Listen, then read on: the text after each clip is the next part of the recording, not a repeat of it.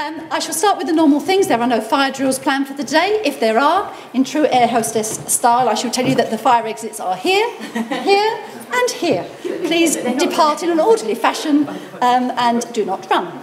So that's the fire announcement for the day. The toilets, I think you found, are through the lobby area. There are lots of volunteers with orange badges on. So if you wish to know where certain things are, then please ask them and they will be delighted to help you. We ask you, please, out of respect for our hosts, that you do not wander around the building between sessions. There will be a comprehensive tour at lunchtime. We have 2 separate tours going on the same tour, and you'll have the opportunity for that at lunchtime. The next thing to say is to introduce with great pleasure here Amin Mawji, who is the president, I hope I get this right, of the president of the Ismaili Council UK. I read a little bit about him before we started and discovered that he was awarded an OBE 2 years ago for his services to the community. And that's a fantastic thing for the Ismaili community, I think, to have that honour. Amin also works in European work for the Ismaili community.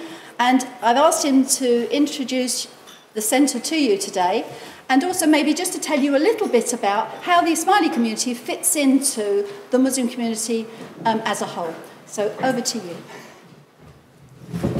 Thank you, Deborah. I will stand here as well. I'm assuming you can all hear us from here. Yes? You need the microphone. Good, no, that's fine. Well, let me start by saying what a great pleasure and privilege it is to have such a group here. It's wonderful to have teachers come and use this venue, and I was very happy to learn from Deborah that you had intended to use a Muslim place of worship for your meeting today. The building on its own is probably not going to be enough to convey a lot of learning, but on the basis that good teaching is all about making sure that people generate the right questions rather than giving them the right answer, I hope that your experience here in this space will help you, well, spark some good questions. I also want to say I welcome very much the any efforts that people make these days to learn about Islam, to question, to challenge, to understand about the precepts of Islam. I have to tell you that I cannot think of a time when it's been so exhausting to be a Muslim. On the one hand, we have this constant fear of attack against Muslims. And on the other hand, we feel the pressure of having to answer for the actions of others whose interpretation of Islam is not our interpretation. And to keep repeating this mantra that, you know, terrorists or extremists are a minority and that terrorists do not really represent the faith, all of which is undoubtedly true. But this mantra, I fear, is beginning to lose its force. And it's losing its force because of the constant drumbeat of atrocities that we hear around the world, that we see around our television screens. But it's also losing its force because so little is understood of the forces at play, of the different cultures, the interpretations of the traditions, of the political conflicts that lie at the root of some of these acts that you see. And this is where you come in. This is why you have such a key role to play. If I were to say to somebody that I didn't really know the difference between a Protestant and a Catholic or a Eastern Orthodox, they would think I'm totally uneducated. If I were to say to somebody that I didn't fully understand all the schisms and denominations in Christianity that sprang from the Reformation, they would think I went to a pretty poor school. And the village school that I went to in Africa would have thought that too. 1 in 4 people today on the planet are Christians, and we should know about these things. But 1 in 5 people on the planet are Muslims.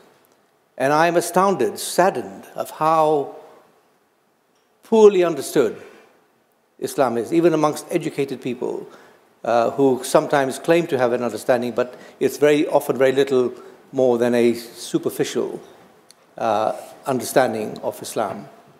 Deborah had asked me to give you a kind of 1-minute, 2-minute primer on Ismailis. I notice we have some scholars here from the Institute of Study of Muslim Civilizations. We have people here from the Institute of Ismaili Studies. We have, I think, an imam. I am going to offend all of them by trying to summarize in 2 minutes something that requires a much more nuanced explanation of Ismaili and Shia Islam. But let me give you this 2-minute primer. At the time of the Holy Prophet, peace be upon him, all Muslims, the people who followed him, became known as the Muslims, accepted two things. They accepted that he was the channel through which the message was delivered. He was the messenger, the message being the Quran and the Holy Quran.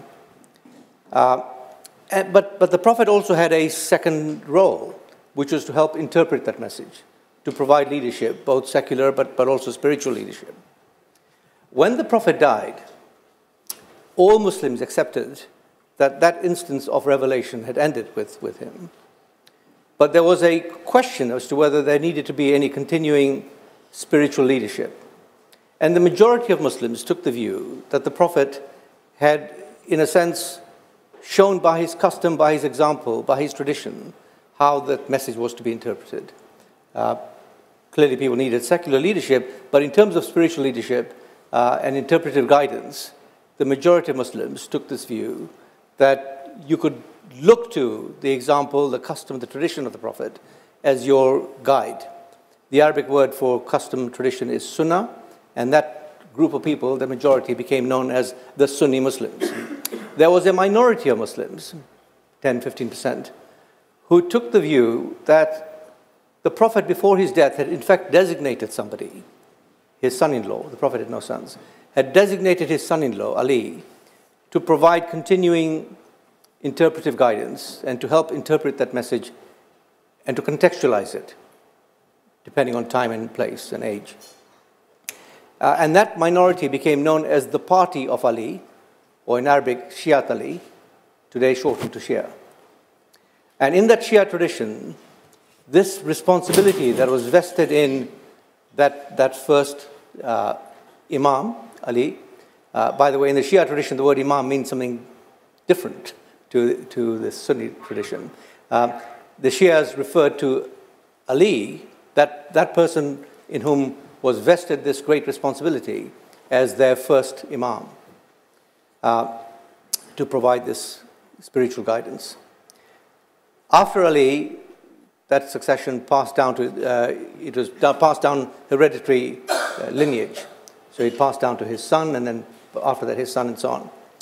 And so within the Shia tradition, we have this line of Imams, which continued until you get to Imams number 7, when inevitably, as you might expect at some point in history, there was a dispute as to who the rightful successor was, because within the Shia tradition, there could only ever be the one Imam.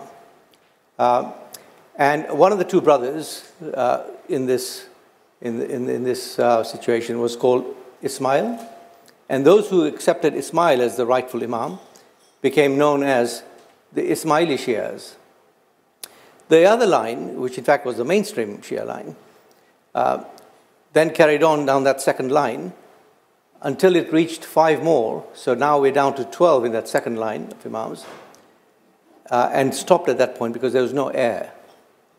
And that second line of Shias are known typically as the Twelvers, because they have 12 Imams, and to this day are waiting for the return of the Imam.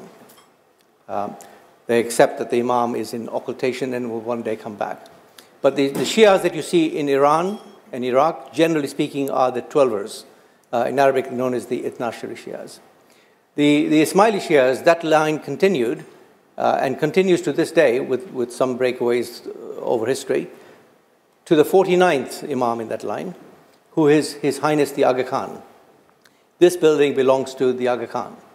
And the Ismailis are followers of that Shia Ismaili line and look to His Highness the Aga Khan as the 49th Imam. That is Shia Islam in a nutshell. We have people here from... I beg forgiveness of all the scholars here, because I'm sure I have glossed over things that needed explanation and needed a bit more, as I say, nuanced explanation. But I hope that will give you a broad feel of where the Ismailis fit into the broad waterfront that is Islam. I will stop there because I know we're short of time. Thank you. Thank you very much. Enjoy your day today.